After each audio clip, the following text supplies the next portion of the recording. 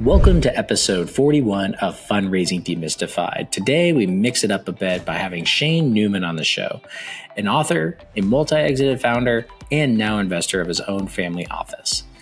We get an inside glimpse to the mind of a private capital allocator and what his journey was like in the early days of building his first few companies and what types of deals he's doing now. And if you're looking for an angel investor, Shane is your dream come true. Shane shares what it's like building a company during and after the .com boom and bust, how he sold his first company and spun out another, which he later sold as well. He has spent the last 10 years investing in real estate, private equity, and writing his book, Nightlife Lessons, his entrepreneurial journey in the nightlife industry. Shane is a fascinating individual who's passionate about early stage investing and finding opportunistic investments. Even though he's stepped back from operating, he's still grinding away and learning and gaining an edge for his family office. As a reminder, to get notified of our weekly podcast and newsletter, be sure to subscribe at join.thunder.vc. Again, that's join.thunder.vc. Now, on to the show. Hello, everyone. Welcome back to Fundraising Demystified. Today, we have Shane Neman with us today. Welcome to the show, Shane. Thanks so much. Thanks for having me, Jason. Appreciate it. No, I'm excited to have you. You have an extensive entrepreneurial background, launching your company in the early 2000s. And, kind of before it was cool to do, a tech startup and kind of that after the .com, experience. And then, into the mid 2010s, selling your companies, having extensive experience and, having that opportunity as an exited founder. It'd be great for you to share your background and kind of how you got started as an entrepreneur and kind of where you are today. Sure. My entrepreneurial background was pretty unlikely, just to be honest. Well, listen, I guess it was unlikely and likely at the same time. My parents were immigrants that came here with nothing. And so they were entrepreneurs and I watched them, come up, the American dream. They, came with nothing.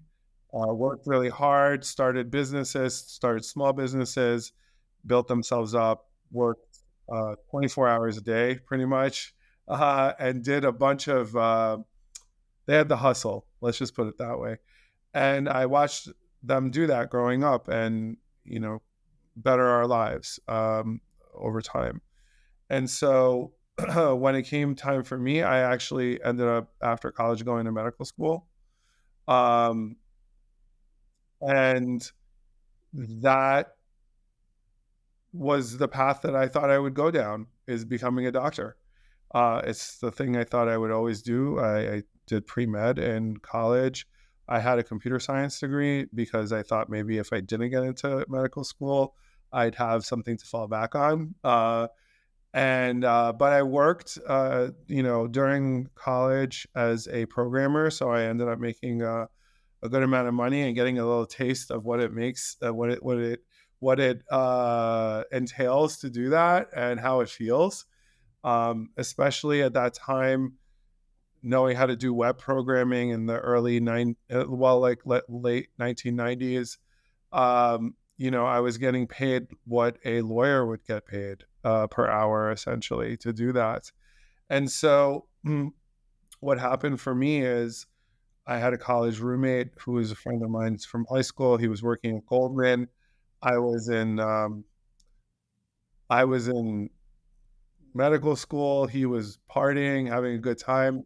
And I was watching him make a lot of money. And he came to me on a Sunday while I was studying and said, "What are you doing? We can make millions of dollars. I can raise all the money and you can create software, and I have an idea." And that was it. I quit that day. And we went on a 2-year journey of raising money from people who thought it was a good idea to give 22-year-olds millions of dollars during the .com boom. And we created a company called Office, which is essentially Microsoft 365, but we use Citrix to deliver apps. So it was like a web portal that businesses can use to log in and, give apps to their customer, get to their employees. So all the Microsoft suite, QuickBooks, anything that was web-based, Windows-based, they could do. So essentially, we had an app store. We would host your files in the cloud. We were a SaaS business, but none of those words existed. Uh, we were trying to do that when first of all, we didn't have those words. But the second part is, we didn't even know how to describe it properly, and people didn't know how to consume it because they weren't used to paying for software on a monthly basis or on a yearly basis, for that matter. They were used to buying software and then upgrading. So suffice to say that didn't work out. After 2 years, the .com bust happened, and I left with nothing. I was pretty broke at that point. I ended up moving in with my girlfriend at the time, and she was going to FIT. She was living in a dorm, and I was living with her to save money. And she would work at a few nightclubs here and there on off nights to make money, and I would go with her because nobody needed programmers at that time either anymore, because all the .coms went out of business. So if you can believe that, programmers couldn't get any kind of love at all. Like now you can't. You don't let go of the best ones, right? Because they're impossible to find. So what ended up happening is I started looking around me. I saw that everything was kind of antiquated in that business, in the nightclub business. And to kind of shorten it, I created a company called Junebug, which really, I was really in her dorm room, bootstrapped, really kind of scrappy, but ended up becoming the de facto tech stack for all the nightclubs. So we created the ticketing systems, the marketing system, the systems that they would run their nightclubs on. And eventually what we also did was we had a consumer-facing website where we created a big email list of people who would go out to events, and created a 1 million person database, monetized that database. So we had the SaaS business, and then we ended up also doing events ourselves because we ended up eating our own dog food. So I built that business to a very large, and over the next 8 or 9 years, we had about 100 employees, a little bit over 100 employees. We were doing tens of millions of dollars, in the high tens of millions of dollars in revenue. And then about in 2005, I realized that the efficacy of email was really dwindling because everybody and their mother had a MailChimp or a Constant Contact account. So now you were getting an email not just from Junebug, but from the promoter, the DJ, the venue, their grandmother, all of them, right? And so I wanted to cut through the clutter. And during that time, BlackBerries had come out and texting was starting to become prevalent. And so we realized that we need to send text messages to everybody. And there was no out of the box, off the shelf solution. Right now there's Twilio, right? So, but Twilio didn't exist for another 4 years. And so as far as I know and I understand, we became the first actual publicly facing SMS API in the United States after I built that. But we really more focused on a MailChimp model where you would, a business would pay $50, $100 a month, and they would have their campaigns run through us and their contacts, and they would get widgets, and the whole kind of ESP, email service provider model, just really took it out of their playbook. Ran those two businesses side by side for about a year, and then I sold the nightclub software business, and focused mainly on easy texting, and took a lot of that money and put it into there, and ran that for another 8 years, and grew that to about almost a little bit over 15 million in ARR.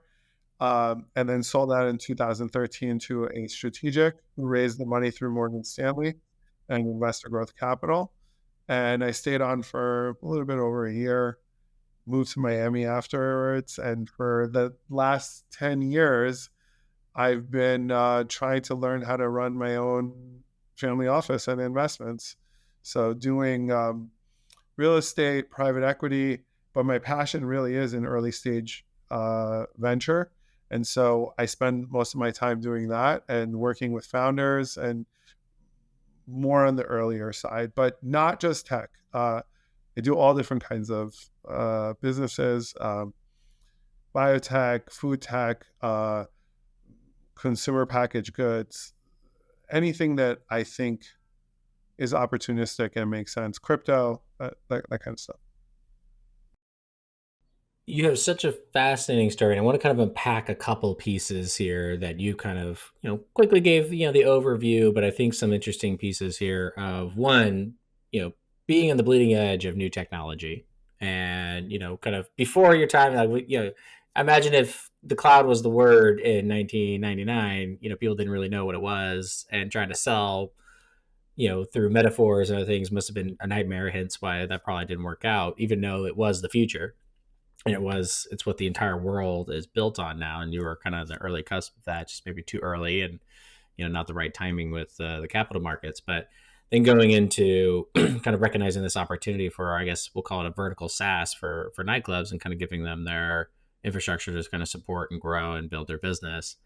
But kind of seeing, I guess, spotting a unique opportunity and solving your own problem, and then going out and building easy texting to basically go out and solve that problem, but then retain that business after you sold Junebug. So just some savvy deal making, some very smart innovation, happening in your career, to what now has put you in a very I would say an envied position by most founders that are still grinding today, who would want to be in your seat.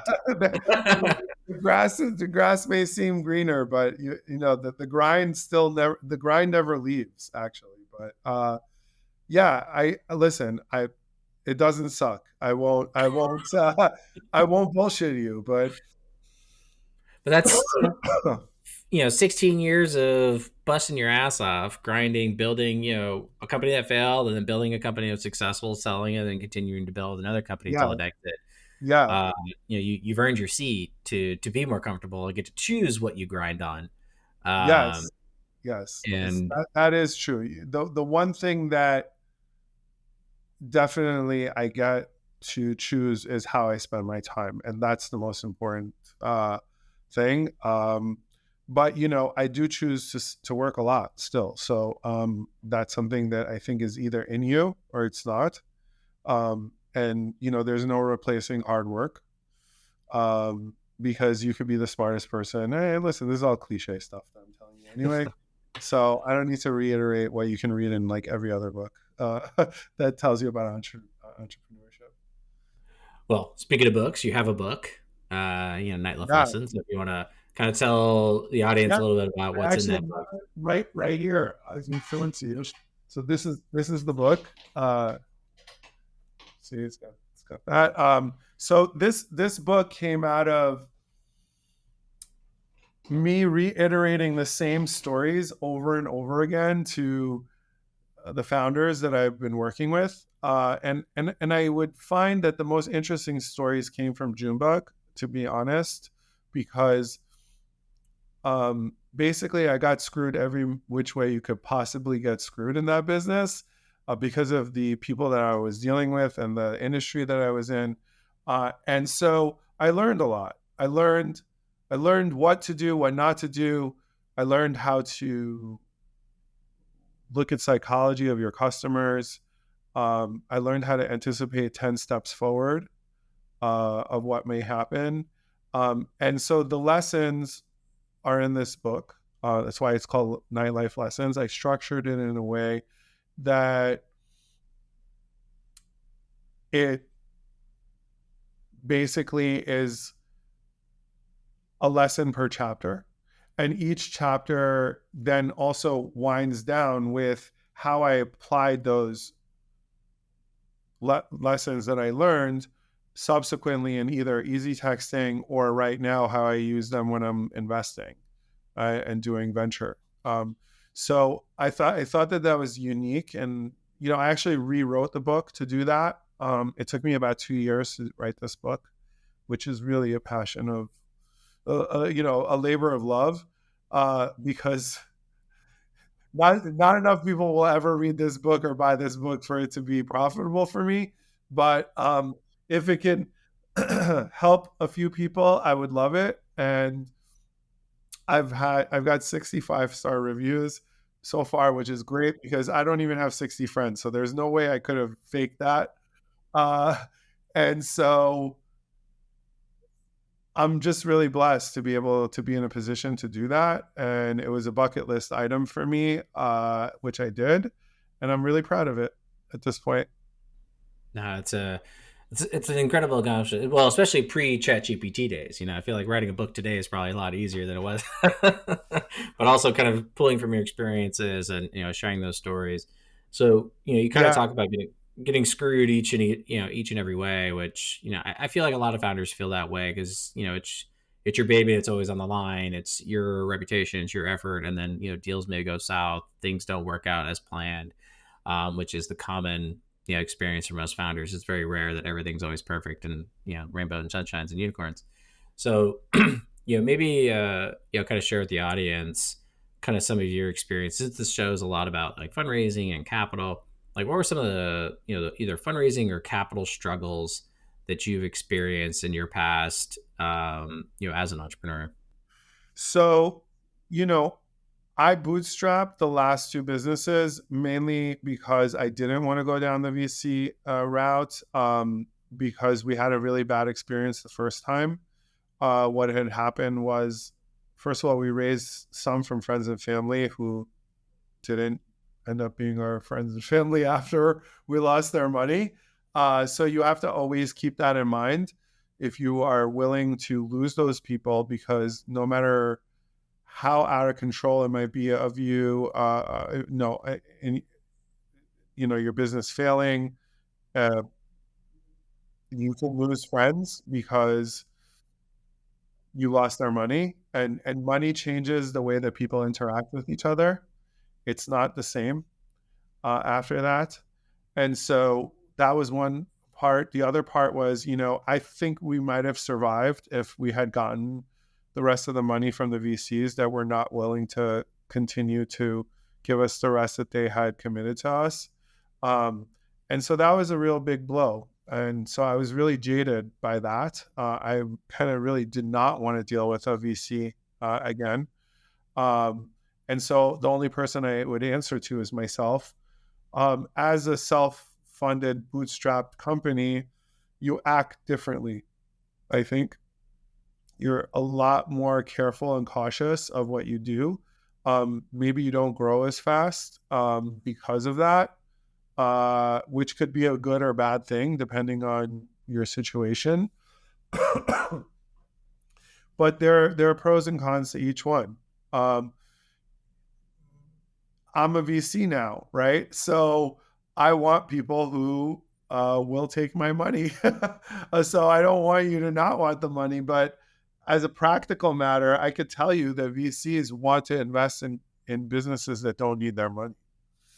They want the deals where the business is so good and the founders are so good that they don't really even need the money, but they get access to it anyway. So as a founder, you want to be in that position. You want to be in a position that your business is so good, right? And you're doing so well that you don't need the VC and the VCs want you. So to the degree that you can do that, the better off you are, and the you have the upper hand.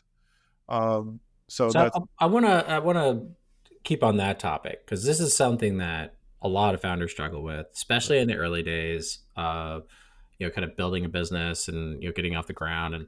And there's the chicken and egg problem is what every founder talks about. sure. It's like I can't build it if I don't have the money. But yeah, there are many businesses that go on to be very successful and never raise any formal amounts of money. You bring up interesting points about be careful with who you take money from if you're willing to lose those relationships. I find that to be incredibly valuable advice, and it also shapes who I go out and raise money from for certain types of things. Because if my context of a relationship is not about money, then introducing money to the relationship could be complicating those types of relationships, and it's important to keep in mind.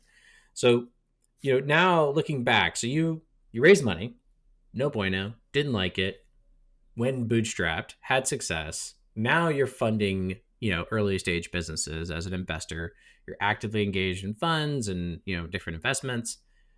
When founders come to you, or, just kind of share your opinion on kind of the, do you build it, they get money? Do you just never plan to raise money and build a certain way? Like what's your advice to those founders that always kind of complain about the chicken and egg problem when it comes to raising money before they build something? Um, I think in this day and age, you can build anything without money, pretty much, or very very little money. It's not an excuse. So, like, even back then when I didn't have tools like you do now that are free, like every tool you can imagine for businesses have as a free trial, or they're willing to give free credits, from AWS to, I don't know, again, your email list to anything else that you want. There are no code, low code solutions. I'm not saying for tech startups or anything like that. I mean, even for, I backed a startup founder recently who got a patent because he convinced one of the larger law firms to file his patent stuff for him for free because it was so good, and that he would pay them back later. So there's always a way, if you're willing to either learn how to do it yourself, and put in the grunt work and the, and like, you can figure anything out at this point with YouTube and everything like that. Or, look for alternate paths to get to where you need to go. And that may require being novel, right? In your approach to it, right? So that, I thought that was a pretty novel approach. I'll pay you back later, but if you think that this is a really good patent, then do it for me now, because this is a chicken or egg thing. I can't get funding without it, right? Yeah, and I'm so glad you say it that way. And like, I'm much more in the camp of you should be able to get something off the ground by convincing those around you to support you with small amounts of money, or by doing it yourself to a certain degree. And ideally getting to maybe some revenue before asking for money these days, I think is something that is kind of long and forgotten after the ZERP period of free money for everything all the time, and now people are having to kind of go back to basic business principles. I agree. I totally agree. Um, I think you can do it concurrently with, if you have another business, or you work. I'm sorry, not another business. If you're employed, um, you can do a side hustle, and even getting a Shopify store off the ground is easy these days. You can have like AI write it, ChatGPT write your product. And there's no excuse anymore, really. No, the barrier to entry has gotten much lower, but it also means there's a lot more competition, and you have to find ways to differentiate and be able to prove that you can sell to customers. And it's something that I run into often with a lot of, say, very early stage, idea stage, or just kind of getting off the ground with an MVP. Is you kind of have to be willing to do anything and everything to kind of hit those milestones and prove to people around you that you can do what you say you're going to do to acquire the capital that you're looking for. Um, 100%. so, kind of staying on this topic, like going to your website, you have an extensive personal portfolio of investments. How do you look at investing, and kind of what's your typical approach in particular for like early stage ventures? Uh, so some of it is kind of cliche that you've heard before. It's, you're investing in the founder, you're not investing in the product, but that's kind of bullshitty a little bit also, because the product is important too. Because you have to believe in the idea and you have to believe in what they're making. And I don't have a formal process in the same way that like a venture capital firm does. First of all, I only answer to myself and not other investors, so that is a big plus for me. And I have a much bigger time horizon, longer time horizon than a fund does, because a fund has to be like 5 years or 7 years or 10 years. I can do whatever I want for as long as I want, and I can make as many mistakes as I want, and no one will will scold me for it, or or I won't get penalized for it. I guess I'll get penalized in my wallet, but that's about it. Uh, so I'm really looking at right now things that are really kind of game changing. There's like, I see like a million AI things right now, right? And you being a wrapper around ChatGPT is not going to work, right? It's just it's AI, but it's not AI, right? And so there has to be some edge for it. There has to be something really, really different, and it has to be category changing. And a lot of this is being said by other VCs, but that can also happen by changing just one critical part of a of a existing industry. So I'll give you an example. Um, I've seeded a company called Alermi last year. And that founder, Shani, came to me 2 years ago. And she had this idea of doing a nasal spray because her dad is an allergist. And he made these custom compounded nasal sprays for allergy sufferers. And she wanted to do a DTC in the same way that Hims and Hers does that, right? They do all different kinds of prescription stuff. She knew about me because I seeded another company called Apostrophe, which did the same thing, but for dermatology, so for acne or Latisse or those types of things. And so she came to me and she told me her idea, and I thought it was a good idea, but I thought it was way too early. She didn't have any revenue. She didn't have any data to show that this spray is better than other things. And I said, look, get to these milestones. I'll also introduce you to another friend of mine that's a VC, and let's see where you can get. And she worked for another year like that. And then she got to, like 30 or 40,000 in ARR. And the reviews were amazing. So I don't suffer from allergies, so I didn't really understand it. But then I got to know it, and then she had some more data, and that's when we realized that we have something here.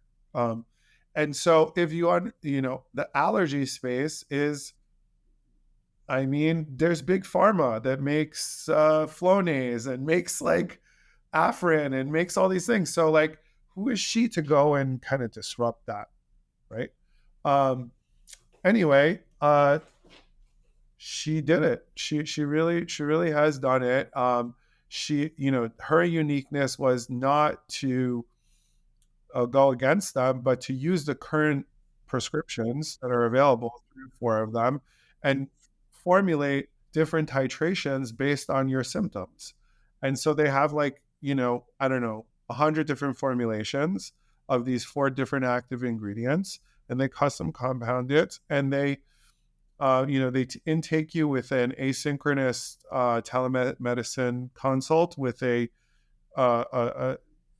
with an allergist that's in your state, and then they figure out which one's good. They send you a free one. You try it, and then you go on a recurring revenue, a prescription, right? They ended this year with 4 million in ARR, from 40,000 to 4 million, right? And that's a success story. That's the kind of success that we ended up funding them, by the way. We did about a $3 million seed round for them. in January of last year, and now they're doing their A round, and they're getting like, they're getting a lot of attention, right, from big VCs. So that's how I think about it. She didn't like reinvent the wheel. She didn't reinvent the wheel, but she made the wheel better here, significantly better, right? To the tune of 6,000 5-star reviews of her product, right? And so you don't have to be like creating something that no one else has ever created. You can just do things better and do it in a unique way that makes you stand out. And so that's what I'm really kind of looking for in a venture. And the fact that she actually listened and she was coachable and she came back a year later with like exactly what we asked her for. I mean, how many people do that? I mean, I'll tell you, I was on a call with a founder yesterday, and I said, listen, I don't really know much about your business, but I have 4 friends that do. And if you send me an email, a separate email with a little, a blurb and your deck, I'll forward it.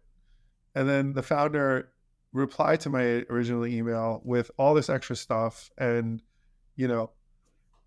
put the blurb and then attached it and then sent the email again and said, I forgot to add this. And I'm thinking to myself, does she really think that I'm going to like recompose her email and send it to at least 4 people? Like, I asked her to send me an email that's separate. It's like simple shit like this, right? I just knew immediately that I could just never do anything with this founder, right? So I know it sounds like petty and stupid, but you know immediately who you're dealing with when you see things like this, right? So that's an interesting point, and I think a lot of founders they're just so wrapped up in the execution of their business and like the thought process of like, why isn't everyone a believer in what I'm doing?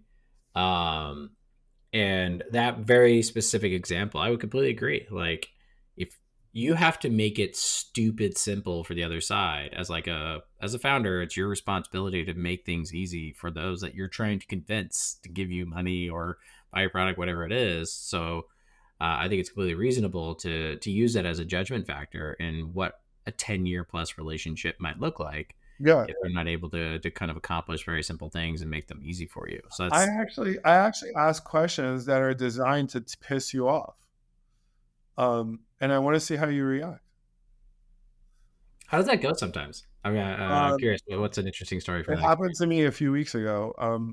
Well, the founder got combative, and I just said to him, "Listen, I could be nice to you, or I could be kind. If I was nice to you, I'd just say, 'Oh, thanks so much. Thanks for your time. Have a nice day,' and I'd never call you back or email you back. But I'm going to give you some feedback right now. Your presentation sucks. Your attitude sucks. Your this sucks. Your that sucks. And you need to go back to the drawing board. And, I'm going to ask you questions that you're not going to like, and you need to keep your cool because that's not going to work. It's not going to work. Like, I don't need you. You need me. Right. And so at the end of, and I don't mean that to be like a dick. I'm It's just reality. saying I'm being that like that's all VCs, right? They don't have to deploy money if they don't want to, right? And by the way, like I'm the only one who would probably tell him that. The other guys will just be like, I don't know, they're working for a venture capital firm. They don't have time for this shit. Yeah, they'll They'll, be nice and never respond again, and they'll yeah, cut the meeting short. they'll never respond to you again. So as a practical matter, it's important. Your bedside manner is important.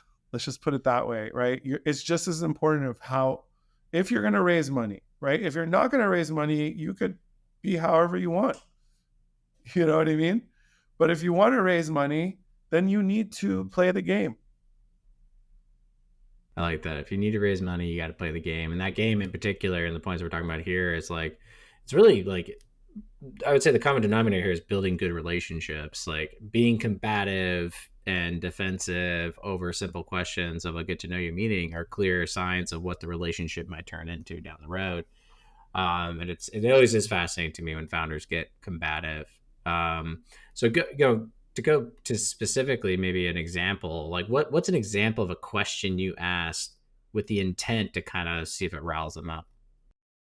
Um, well, this one had like, two failures before. And so I said, look, you had two failures before. What's going to stop you from failing again? Why should I believe you're not going to fail again? And that pushed a button. And then, I kept on pushing him on that subject. Um, so, or if someone doesn't know their numbers, I will push it into it, you know, and they'll get upset at that point because they don't know the answers, right? That's another thing. If you should know your numbers. If you don't know your numbers of your business, you shouldn't be a founder. And well, what I think is interesting is when founders try to lie. So they don't know their numbers and they try to make up that they, or like sound like they do know and then list a number. And then whenever they actually do pull the numbers in diligence and it's not matched up, that's pretty much a deal killer in so many ways. And founders really hurt themselves. But I think those are good kind of questions to qualify, who the founder really is. Because just listening to a pitch, of course, that's the polished, presentation. But in reality, like once you write a check, there's a lot of back and forth. There's relationship building. There's, an extensive relationship there, and so it's important to kind of I feel to ask these types of questions. So good insights to be sharing to founders to be ready for this type of stuff and be able to mentally prepare for meetings to come with that intent in mind. Yeah. That's the other thing is like, if you're coachable, that's the best part. If you actually like listen to advice and you take it and you do it, that sounds so simple, but not so many people don't do it. And it sets you apart. Something I want to ask you as, like you would be essentially like what a founder would put in their head, like, oh, Shane seems like the perfect angel, or like, it'd be awesome to have Shane as an investor. If I could just get in front of Shane, he would totally, everyone thinks that. Yeah. How do people get in front of you, and does it make a difference in how you make your decision based on how they get in front of you? Well, listen, obviously, if it's like I'm human, right? So if it's brought to my attention by someone I know personally and I respect, and they're sending it to me, um, I'm gonna obviously look at it differently than if you cold emailed me. But you know, um, I try not to have that bias. Uh, Easier said than done, just to be honest with you. But I read every email that comes through my website. I'm very different in that in that matter. Sometimes I get a lot. Sometimes I go weeks without it. But then sometimes I get hundreds of them. So it may take me a while to get through everything, but I respond to everybody, even if it's a no. I just feel like, you went through the hassle of doing that with me. I should have the respect to do that, tell you no back. And to the degree, if it's not for me and I have someone that it is for, I'll share it with them. So I found that to be helpful for founders. But look, I think what people don't, what other founders don't realize is that this is a marketing game also. So you got to use marketing tactics.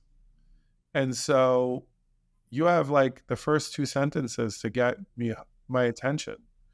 And if you don't do it in the first two sentences in the subject line, then likelihood is I'm not going to look at it, right? Or I'm going to pass on it because I have like other shit to do and I got a lot of shit to do. And so I have to like make decisions quickly. And how do I do that? I read the first 3, 4, 5 sentences, maximum 5, right? And I immediately know if this is good or bad, right? And so you have just about that much time to concisely and completely tell me about your business. And as a practical matter, if you can't do that, you're like not, you don't know your own business. Or you're not running a business that's, fundable in a lot of ways. Well, or yeah, or maybe your business is, isn't good. It's like too many things, or it's like, it's too complicated, or it's, that kind of thing. I think, founders really need to sit down and think, how do I explain what I do in 2 sentences? And if you can do that, first of all, you can sell, you need to be able to sell your product or whatever your service. So you need that anyway, regardless, right? To actually sell the product to customers. Then you need it to fundraise, right? So the better the pitch in the first 2 sentences, the more likely you are to do that.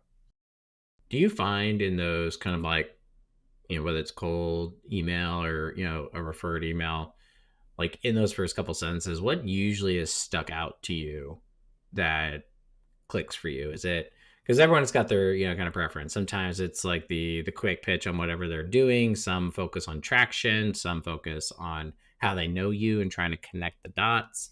Like what do you think usually works for you?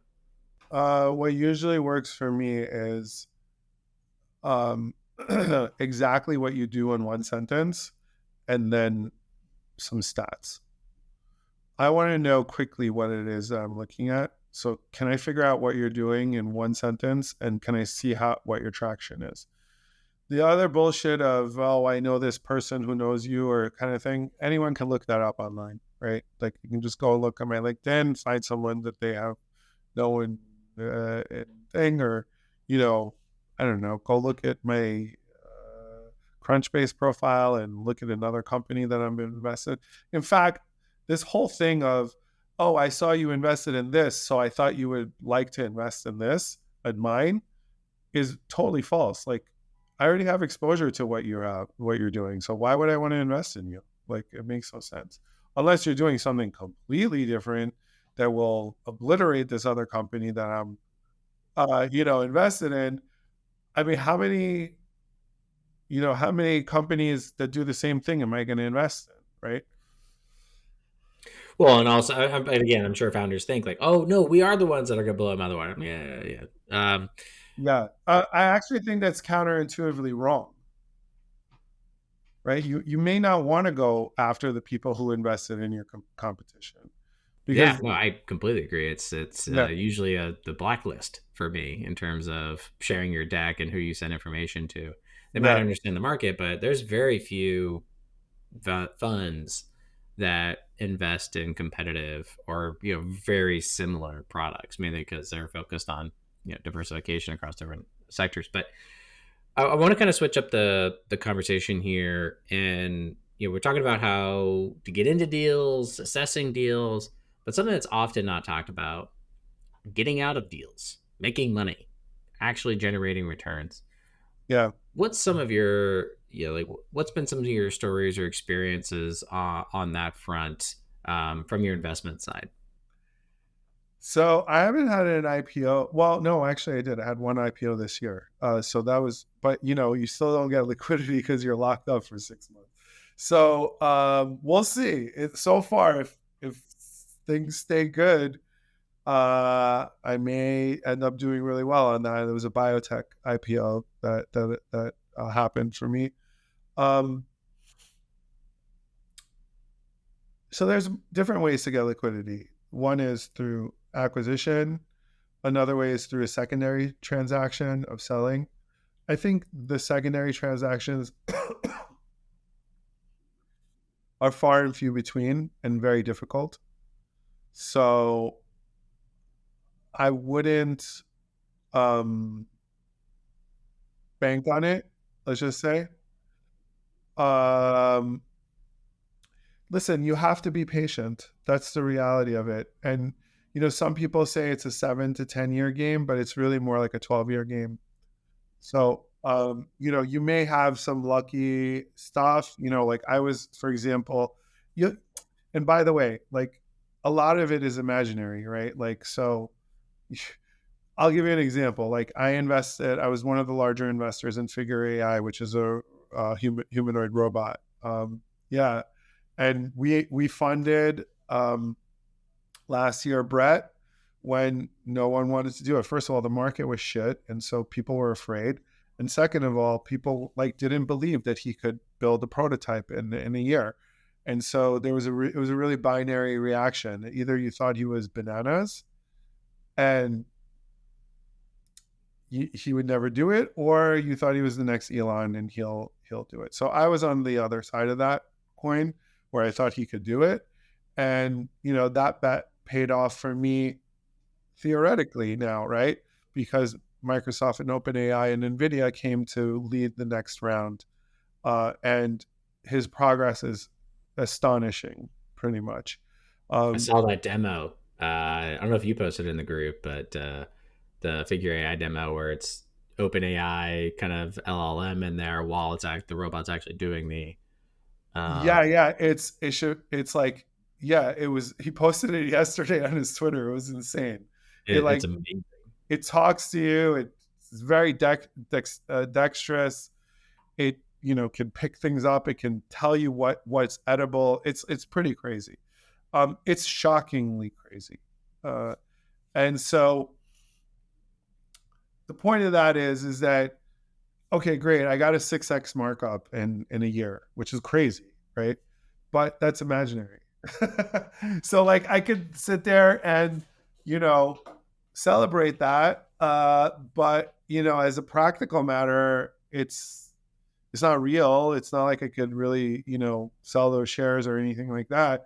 So as a, you know, you just have to be really, really patient as an investor. It's not going to happen. And you have to also have this mental mindset where you're okay with losing a lot of times, let's say frequently losing, right?